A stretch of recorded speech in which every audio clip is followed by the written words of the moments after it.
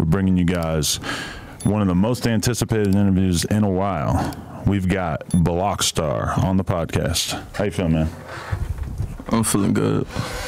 So you've been involved with a lot of high-profile, which we'll certainly get to by the end of this interview. But I figured let's start it off, just lay out the basic details. Where exactly are you from? I'm from South Central, LA, Hoover. Hey, Trey. You know where Young Thug and I'm from. Mm-hmm. You know, filming over there. So what was growing up over there like? Shit, just like everything in the hood. I originally grew up in Compton, but from Compton, I ended up getting kicked out of too many schools, so they ended up moving me to LA. And once I went to LA, I started up over there, ended up getting put on, ended up going through shit as like being a young nigga from the hood. Okay, so how many brothers and sisters do you have? I got one brother. He in the county for a hot one right now. You talking about Treyway? Nah, that ain't my brother. So he's not technically your brother. I thought he was your brother. Nah, that ain't my brother. Oh, okay. Nah, that's my boy though. We logged in, but that ain't my brother. But you guys been around each other for so long that it's like basically brother status? Like 14. Okay. Yeah. And you always had both parents around? I had my mom around, my dad in and out. Okay. Kept going back and forth to jail. What kind of stuff were you getting in trouble that had them like move you to a different school out of Compton and everything? Really, it's the fighting thing. I got an addiction to fighting. I don't know. I was growing up as a kid, or like with my dad in and out of jail, I had to deal with stuff like that, like anger, animosity. So I had to learn how to defend myself, and from there it just became an addiction. So you think your dad being locked up was like the root of you having a lot of anger that led to you fighting? Yeah. Interesting. What age did your dad get locked up? Well, since I was 2, he got locked up so many times, just numerous times. That's interesting because I don't hear a lot of people be honest about the fact that their dad being locked up them up mentally as they get older. Yeah, nah, like while I was in jail, I was like, I had to sit down and think about it. Like, I was just fighting everybody, just doing dumb stuff, breaking shit, smoking, popping bars, all type of shit. Just basically thinking like, this is the end of the road. Like, I'm finna crash out. But then it comes from like, I had to think like, damn, my brother just went to jail for murder 3 months after me. My dad done been like, this shit is like, it's in my blood. Like, all this anger that we got, it's just. So if I had asked you throughout your teenage years and shit what you saw for yourself in terms of a future, you wouldn't have really been able to say that you saw much of a future for yourself? I seen a future. I just don't know what. It wasn't a positive future? No, it was positive. I just couldn't, like, it wasn't no set goal, like, this is what I want to be in the future. It's just like, in the future, I'm going to be something. Definitely. That's what my mindset. My dad always told me, like, I have to be something. So they really didn't give me no choice. And what do you think he meant by that in terms of what kind of person he wanted you to be? He really wanted me to be like a nerdy type. But after, I used to get bullied as a kid.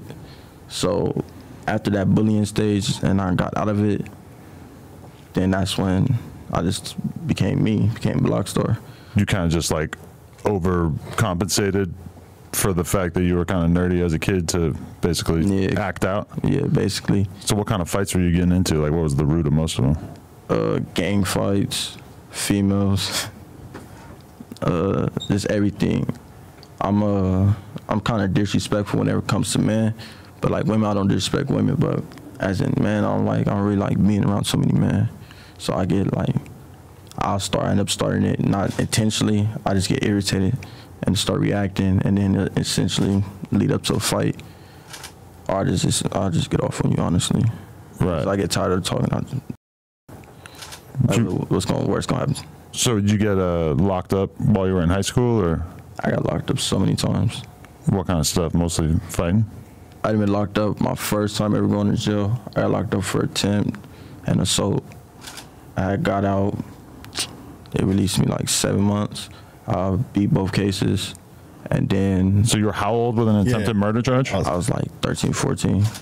What happened in that situation? gang banging. Really? Wow. That's come with it. So was that kind of like something that was absolutely around you your whole childhood? My whole childhood, yeah.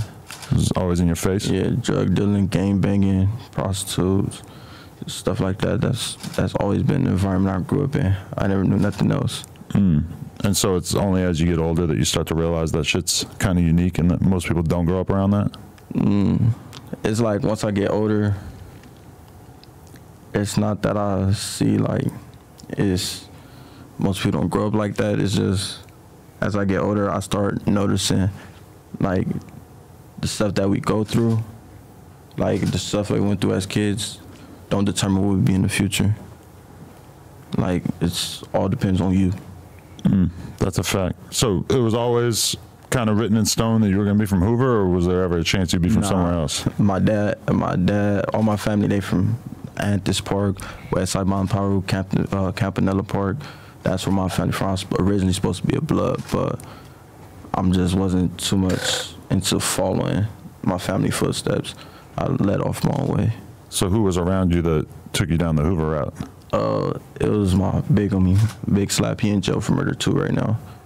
He showed me around, took care of me, made sure I was straight, always had money in my pockets, showed me how to make money, stuff that, like, growing up in the hood, I had to learn, had to figure it out. And so how did your family react when they realized you were going to be flying a different flag than them? My mom, when she found out I was gangbanging, she called the police on me. I ran away. I ran away for like 2-3 days. After that, came back, she talked to me, and then she canceled every holiday for I think 2-3 years. Every single holiday. Like I wouldn't get shit. My dad, once he got out, he took off with me. And we just ended up fighting. But there was never a part of you that considered not being from there?